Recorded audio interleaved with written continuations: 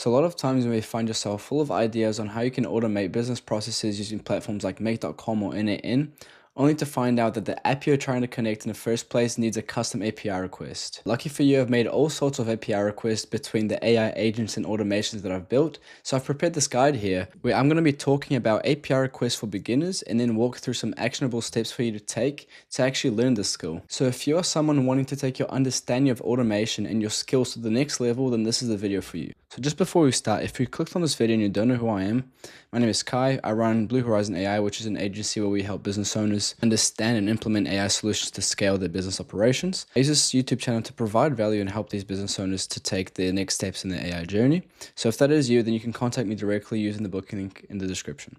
So getting right into it, what we'll cover today is three main parts. So we will cover the foundations of API requests. Within that, we will include what API requests are in the first place and why we need them, including the four components of every API request that you need to know. Then I'll follow that up with a practical example. So that'll be a demo of me walking through a real life API request, and then going through how you can actually get started with actionable steps to start making API requests for yourself. So going straight into it, the foundation of this that I want to cover, what an API request actually is. Well, an API stands for an application programming interface. Those requests are messages that we send to service asking them to perform specific actions or provide data. So you can think of them as digital messengers that allow different software systems to actually communicate with each other. And so using this image here as an example, we are a client that is doing some sort of request using these components here that I'll get into in a second to the server without actually being in it. And once we do that, then we get either some data back or we post some data into their server themselves. So that actually becomes really important context that we can apply to AI agents because it allows us to enable them to access and manipulate data across platforms. Within integrations, we can connect them to different services and applications altogether. And then for workflow automations, we can then automate repetitive tasks, which as a result allows us to build scalable systems that grow with business needs. So moving on to the first important component of the API request is a URL endpoint. A URL endpoint is a specific address where the API can be accessed from a server. So you can think of that as the destination address of your API request. So using this image here, let's say we are accessing a banking API service. Then we need to distinguish exactly what service we will try to access to perform an action or give our request some sort of ability to handle data. Okay, so you can see here in this service, there are two sections. One is detecting loan default prediction, and then the other one is fraud detection. Depending on which one we want to trigger or which ability we want to take up, we are going to be using different endpoints accordingly. And an endpoint has a structure that, for the most part, follows this structure here.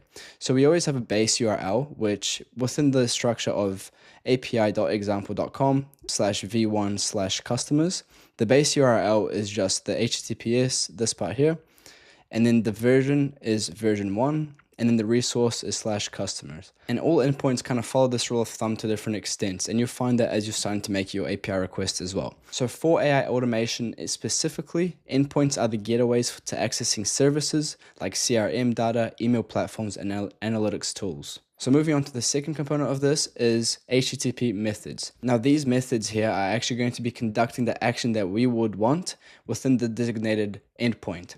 So you have a whole bunch of request methods, but I'll just lay it out very, very simply for you. These are the only ones that you will use to get started with. So you're going to get very familiar with GET requests, which retrieves data from a server, so fetching customer information.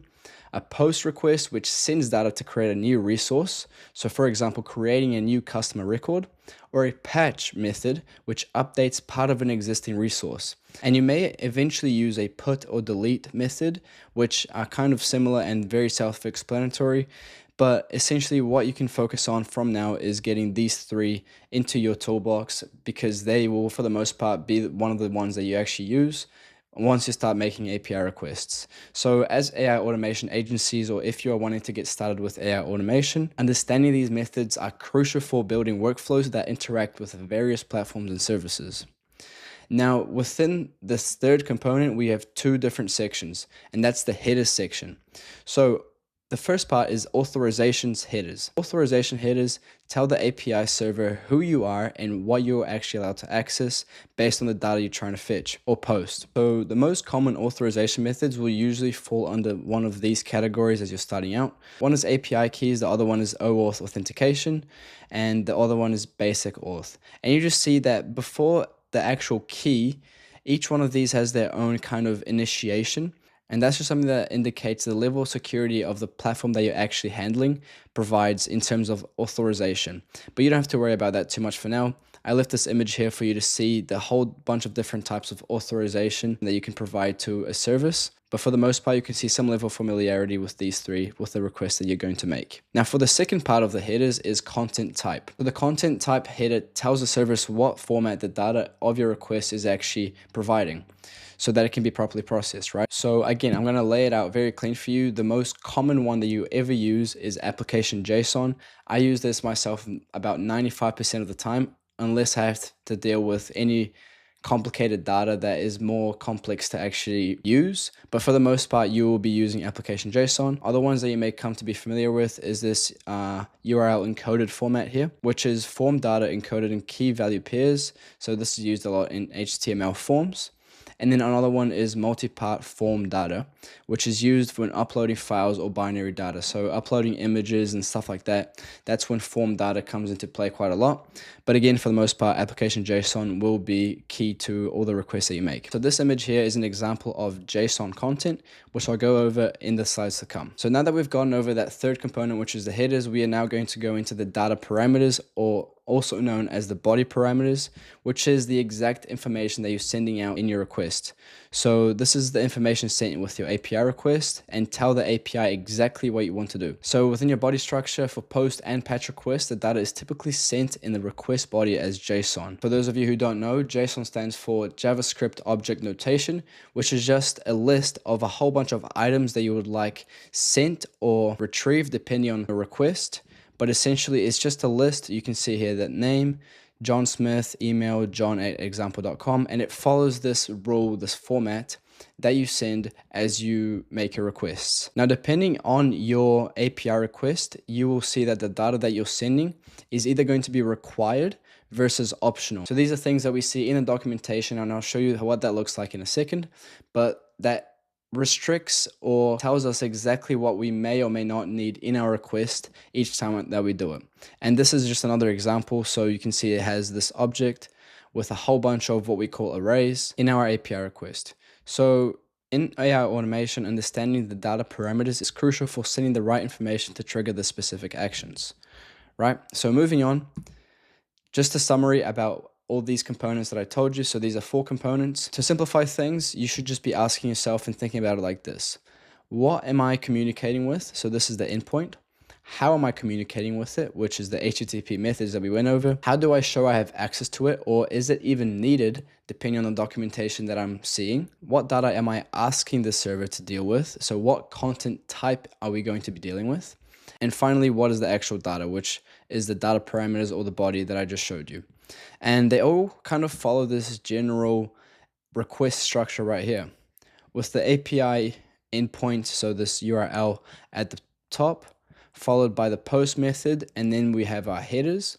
And to finalize everything, we have the body, so the list of attributes that we are acknowledging to that request to send the correct data. So from our agenda, we can now scratch off this foundational knowledge and move on to a practical example. So what I've done here is I've made an end-to-end workflow to try and access my Retail AI agents, to then try to call myself through using API requests, which again, for AI automation, this is a hugely powerful use case. But what we can do to get started is create an HTTP node, and we're just going to be letting that sit there, because what we need to do now is go straight into the Retail AI docs to then try and figure out what we need to do to our API request to try and make it happen, right? So from this tab, what we can actually do is look for the API reference, and you can see that, this is something that you're going to have in a lot of documentations, is the actual method that each one of these use. So you can see the post, get, and followed by the name of the actual function. So the ability that we are giving this request and what action we are taking. Okay, so what we want to do is obviously create a phone call. It just happens to be the first one, and it tells us exactly the extension of the URL endpoint, which in this case is v2 create phone call, like I showed you guys before, along with exactly what we need to do in, well, in this case, JavaScript, but we're going to be using curl to provide the information back into our NAN and make this call on autopilot without even being on Retail AI. So again, super powerful if you learn how to do this. I'm going to take you the step-by-step through it. So first things first, what we can actually see here is the URL endpoint is right over here for us to copy and then paste it back over here. We have seen that the method is post because we are posting data to an endpoint rather than retrieving anything from it. So rather than get, we can then just toggle that into post on NA10. And then followed by that, we can see that we have two headers at this point. One is the authorization, which is simply the bearer authorization, and then the content type application JSON. So let's go to the authorization, and we can see that we need a token, right? So this is something that we retrieve from the Retail AI account itself. We can see here that in this case, we have the key section here, and we can just create a new key. So I can go back into my HTTP request in NA10, toggle the headers because we are now making a header. We are going to name it authorization and then a bearer space, just like the documentation says, followed by the key that we are going to use. Okay, so by doing that, we have done the first header. The second header is a content type, which I'll just do right now as well. I just need to click add parameter. So now that we've done this over here, we move on to the actual data, right? So we have done the post, we have done the URL endpoint and the headers. Now we are on to the fourth and final component, which is the data. And what we're going to do is we are going to copy all of this here and put it back into our init node. So by clicking the send body, you can see that these things you can simply toggle. It's very, very easy. And then content type is JSON, so that's already configured. And then the specified body, we can just click using JSON. Because what we're going to do is we are just going to paste everything in there and then configure it to how we actually need it to be used, right? So we can see that we have a whole bunch of different fields here. So what number we are actually using. In this case, I'm obviously going to use the number that's over here that I've already made in Retail AI. So I'm just going to copy that and paste it over there. And then the to number, we are obviously trying to call ourselves. So we can just put in my own phone number. Now we can see that there's an override agent ID that we are required to use. And just before I go ahead with the rest of this request, notice that we are doing exactly as the documentation says, as per the required fields that we are given over here. So you can see that we always need a from number, we always need a to number, but these are all things that we can change and maybe just leave out entirely if we choose to do so. I don't know why you would choose to leave this as blank, but you can see that this is what the documentation allows us to do. So going back here, the override agent ID is just found by going into agents. The override agent ID we know is just found in the actual top left here, and we can just paste that in there. And then like I was showing you before, because none of these are required, I'm actually just going to get rid of all of these just to show you that we can still make our request work. See me create the request live, which now means we can go over here and click the test workflow button, which if we do so, it'll trigger, obviously go at 200 response over here. And you can see I'm getting a call, which means that our request was successful. So from what I just showed you, what I really want to emphasize on that applies to every single API request that you make is that the API documentation is the literal roadmap to understanding how to make successful API requests. And so you see all these key elements in every single, walkthrough of every documentation page that you land on. You have this authentication, the endpoints that are available. You saw the many amount of methods and the names of the actions that we are allowed to take through Retail AI. And then obviously the methods, which I just mentioned, and then the parameters of how to send the data, and then the response format that we get back. And these don't really change that much with the platforms that you're dealing as a beginner trying to make API requests. So now that we've gone over that practical example, that demo that shows you exactly how you do it step by step, how you can actually get started with this is the following. So Postman is a great tool to get started. It is a popular API client that makes it easy to create, test, and document API requests. So the key features for beginners is that it has a user-friendly interface that is very easy for building requests. You can save and organize these requests in collections, you can test their responses and even share them. And for AI automation, Postman is invaluable for testing API integrations before implementing them in actual automation workflows. And the reason you use Postman as opposed to Relevance AI or any of that sort of stuff is because you don't want to be using like all of your credits and just testing your workflow over and over and over again. You know, in Make.com, you run these operations. Whereas in Postman, you can just make the individual API requests, which will help you and give you exactly what you need to move forward. So this is what it looks like. I'll link it down below for you to get started as well. It's completely free.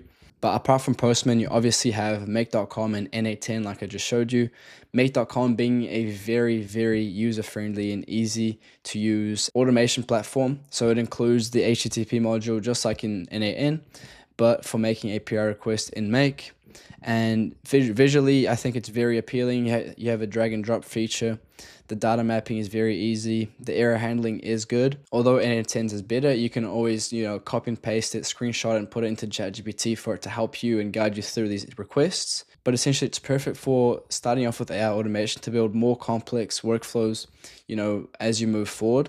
And it's a great, great starting point. If you do decide to start making requests on N8N, then I should have mentioned over here, but they also have the AI assistant feature now that helps you debug your requests and guide you through them as you're trying to manipulate data and build your system. So that's a great feature that these two platforms offer as well, and I highly recommend using. So that leads us to the end of the presentation. I really hope I was able to help you give the slight information that you need to make these API requests that are important not only for your skill set, but for your AI journey as a whole, right? It's massively important to understand these things nowadays. And so if you didn't understand anything, feel free to rewatch the video, go back and take notes. Also, you can leave comments down below with any questions that you have, and I'll be happy to reply to them in any way that I can. But other than that, thanks for watching, and I'll see you in the next one.